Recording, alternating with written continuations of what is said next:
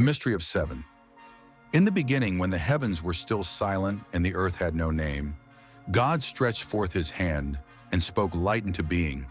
For 6 days he worked, shaping mountains, painting skies, filling oceans, and breathing life into dust.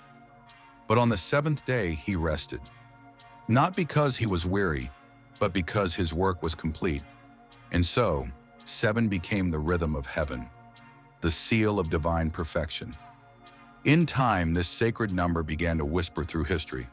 When Noah built the ark, God said, "In 7 days I will send rain upon the earth." 7 marked both judgment and mercy, a perfect measure of time for God's promise to unfold.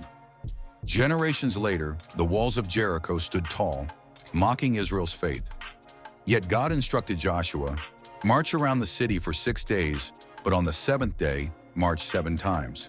7 priests blew 7 trumpets, and on that 7th circuit, heaven's power shook the earth, and the walls fell flat. 7 was the sound of victory born from obedience. In the temple, golden lamps burned with 7 flames, light reflecting God's presence and completeness. Israel's calendar revolved around 7. 7 feasts, 7 years of rest, 7 times 7 leading to Jubilee. Each 7 reminded his people that everything returns to God's order and time.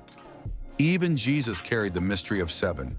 When Peter asked, "Lord, how often should I forgive?" 7 times? Jesus smiled and said, "Not 7, but 70 times 7. He revealed that 7 was more than a number.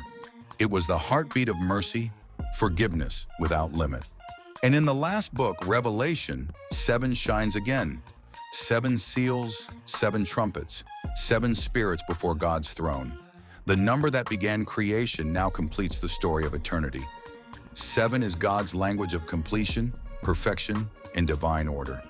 It speaks of a God who finishes what he starts, a creator whose plans are never halfway done. So whenever the number 7 appears, it is heaven's whisper. My work is complete. My time is perfect. My promise stands. So the story of 7 is not just about a number.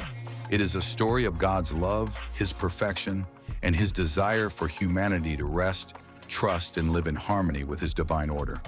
In 7, heaven touches earth, and the spiritual becomes tangible.